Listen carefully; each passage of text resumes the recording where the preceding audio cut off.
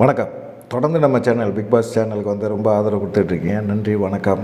தொடர்ந்து ஆதரவு கொடுங்க. உங்களுடைய ஆதரவு வந்து ஒரு ரிக்வெஸ்ட்டாக தான் கேட்குறேன். இன்றைக்கி பிக் பாஸில் வந்து பார்த்திங்கன்னா, சமூக வலைதளங்களில் மிக பரபரப்பாக பேசப்படுற ஒரு விஷயம் என்னென்னா, கானா வினோத் பணப்பெட்டியோட வெளியே போயிட்டாரு அப்படின்னு சொல்கிறாங்க. அப்படி ஒரு சம்பவம் நடக்கக்கூடாது.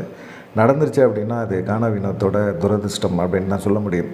ஏன்னா உள்ளே இருக்க போட்டியாளர்கள் அவங்களுக்குள்ள எல்லாம் ஒற்றுமையாக தான் இருக்கிறாங்க. ஆனால் வெளியே இருந்து வராங்கள்ல, அவங்க வந்து ரொம்ப ட்ரிக்கர் பண்ணுறாங்க. கானா வினோத்தெல்லாம் ரொம்ப ட்ரிக்கர் பண்ணுறாங்க. கானா வினோத்துக்கு என்னன்னு கேட்டிங்கன்னா, பணம் அப்படிங்கிற ஒரு விஷயம். இந்த பணத்தை சம்பாரித்து தான் போய் வீடை கொஞ்சம் டெவலப் பண்ணணும் அப்படிங்கிற மாதிரி எண்ணத்தில் பேசிகிட்டு இருந்தார். ஆரம்பத்துலேருந்தே அதான் பேசினார். கவனமாக விளையாடுறாரு. மக்கள் மத்தியில் அவருக்கான ஒரு இது நல்லா இருக்குது, மாசு நல்லா இருக்குது. கானா வினோத் கண்டிப்பாக ஜெயிப்பார், டைட்டில் அடிப்பார். இப்போ வரைக்குமே கானா வினோத்துக்கு நல்லா தான் இருக்குது. ஒரு சிலர் என்ன சொல்கிறாங்க, கானா வினோத்து பெட்டியை எடுக்கலைங்க அப்படின்னு சொல்கிறாங்க. பெட்டி எடுக்கலை, சும்மா ஒரு வதந்தியை கிளப்புறாங்க. நீங்கள் கானா வினோத்துக்கு ஓட்டு போட்டுக்கிட்டே இருங்க, கானா வினோத்து தான் ஜெயிக்கணும், கானா வினோத்துக்கு அகைன்ஸ்டாக செயல்படுறவங்க இந்த மாதிரி ஒரு பொருளியை கிளப்பி விட்றாங்க அப்படிங்கிற மாதிரி ஒரு செய்தி சொல்கிறாங்க. ஆனால் கானா வினோத்தோட ஒய்ஃப் வந்து ஒரு விஷயத்தை வந்து ரீஷேர் பண்ணியிருக்காங்க. அவங்களுடைய சமூக வலைதள பக்கங்கள்லாம் பண்ணியிருக்காங்க. அதில் வந்து அரோரா இருக்காங்கல்ல, அரோரா வந்து கானா வினோத்தை வந்து கன்வின்ஸ் பண்ணுறாங்க. இங்கே பாருங்கள், ஒரு 6 பேர் இருக்கிறோம்.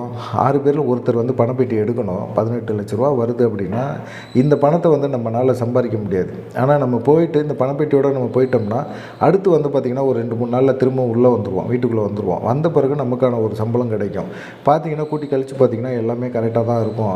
யாருக்கோ ஒருத்தவங்களுக்கு தான் பணப்பெட்டி கிடைக்கும். அந்த பணப்பெட்டிக்கு அந்த டைட்டில் கிடைக்கும். அந்த மீதி யாருக்கும் கிடைக்காது. அந்த சம்பளம் மட்டும்தான் கிடைக்கும். அதை நீங்கள் புரிஞ்சுக்கோங்க. நீங்கள் எடுக்கலை அப்படின்னா நைட்டு யாராவது எடுத்துருவாங்க, பணப்பெட்டி எடுத்துருவாங்க அப்படிங்கிற மாதிரி பிரெயின் வாஷ் பண்ணுறாங்க. இது நல்லதுக்கு சொல்கிறாங்களா கெட்டதுக்கு சொல்கிறாங்களா அப்படின்னு தெரியல. ஆனால் கானா வினோத் அதை கேட்குறாரு. கடந்த முறை பார்த்திங்கன்னா பூர்ணிமா வந்து இப்படி தான் செஞ்சாங்க. பணப்பெட்டியோட வெளியே போயிட்டாங்க. பணப்பெட்டியோட வெளியே போன பிறகு அவங்க 2 நாளில் திரும்ப வந்துட்டாங்க. அடுத்த வாரம் கனி, ஆதிரை எல்லாமே வருவாங்க. ஆனால் வரும்போது பார்த்திங்கன்னா நீங்களும் வந்துடுவீங்க, உள்ளே வந்துடுவீங்க. ஆனால் பார்த்திங்கன்னா டைட்டில் அடிக்கிறது ஒருத்தவங்களுக்கான வாய்ப்பு, பணம் வந்து உங்களுக்கு தேவையாக இருக்குது, யோசிங்க அப்படிங்கிற மாதிரி சொல்கிறாங்க. உண்மையிலே வந்து பார்த்திங்கன்னா கண்டிப்பாக இது வந்து அரோராவுக்கு தெரிஞ்சிருக்க வாய்ப்பு இல்லை. வெளியே என்ன நடக்குதுன்னு தெரிய வாய்ப்பு இல்லை. ஏன்னா எல்லாமே வந்து ட்ரிக்கர் பண்ணுறாங்க கானா வினோத்தை. கானா வினோத்துக்கும் வந்து பதட்டமாக இருக்குது, டென்ஷனாக இருக்குது. அவருக்கு தேவை பணம் வந்து கிட்டத்தட்ட ஒரு 18 லட்ச ரூபா நமக்கு எதிராக இருக்குது.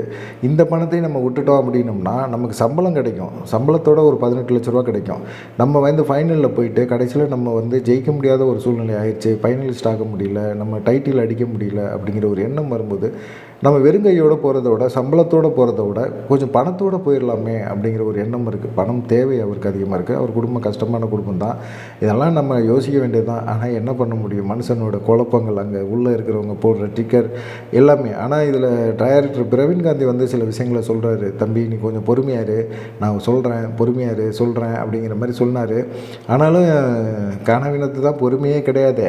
ஆனாலும் பொறுமை இல்லைனாலும் அந்த இடத்துல அந்த சுச்சுவேஷனில் யாராக இருந்தாலும் பார்த்திங்கன்னா ஒரு பதட்டம் இருக்கும். நமக்கு கண் எதிர ஒரு பணம் இருக்குடா, 18 லட்ச ரூபா இருக்குது, எடுத்துகிட்டு நம்ம வீட்டுக்கு போயிடுவோம்டா அப்படிங்கிற மாதிரி இருக்கும்.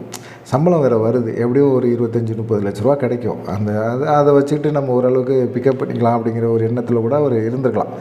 அந்த எண்ணம் நல்ல எண்ணம் தான். குடும்பத்துக்காக யோசிக்கிற ஒரு எண்ணம் இருக்குல்ல, அந்த எண்ணம் நல்ல எண்ணம் தான். அரோரா போட்டு ரொம்ப பிரெயின் வாஷ் பண்ணோன்னே மனுஷன் என்ன பண்ணாருன்னு தெரியல, டக்குன்னு பணப்பெட்டி தூக்கிட்டாரு அப்படிங்கிற மாதிரி சொல்கிறாங்க. தலைவா இப்படி பண்ணிட்டியே தலைவா, இன்னும் ஒரு வாரம் பொறுத்திருந்தேன்னா நீ தான் டைட்டில் வின்னரு, 50 லட்ச ரூபாய் தட்டி தூக்கியிருக்கலாம், நிறைய பரிசு பொருளாக உனக்கு வந்திருக்கும் தலைவா அப்படின்னு சொல்கிறாங்க.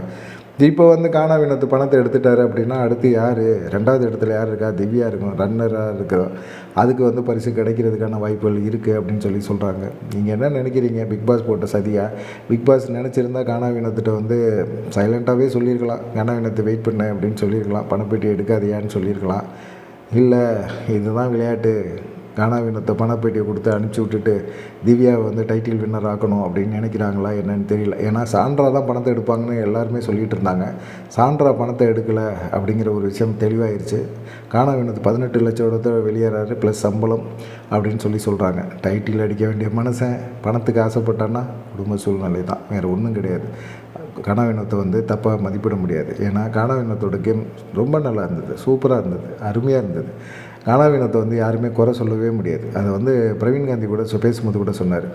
என்னையை வச்சு தான் வந்து அவன் வந்து ஃபேமஸ் ஆனான் அப்படின்னு திவாகர் சொன்னாப்புல. ஆனால் தனிப்பட்ட முறையிலே கானா வினோத்தோட அவருடைய திறமையை காட்டி மக்கள் மத்தியில் செல்வாக்காக இருக்கிறாரு அப்படின்னு சொன்னார். இதெல்லாம் எங்கே காதில் உழுவுது? கானாக்கு.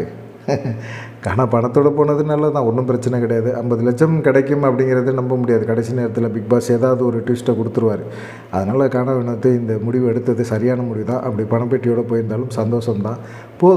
போதுங்கிற மனசு தான் பொன் செய்யும் மருந்து. போதும், 50 லட்சம் வேணாயா, 18 லட்சம் போதும், ப்ளஸ் சம்பளம் போதும், ப்ளஸ் இந்த மதிப்பு போதும். பிக் பாஸில் இருந்த கானா வினோத் அப்படிங்கிற ஒரு மதிப்பு போதும் எனக்கு அப்படிங்கிற ஒரு எண்ணம் இருக்குல்ல, அந்த எண்ணமே போதும். அந்த எண்ணம் சந்தோஷத்தை கொடுக்கும். கானா வினோத் வாழ்க.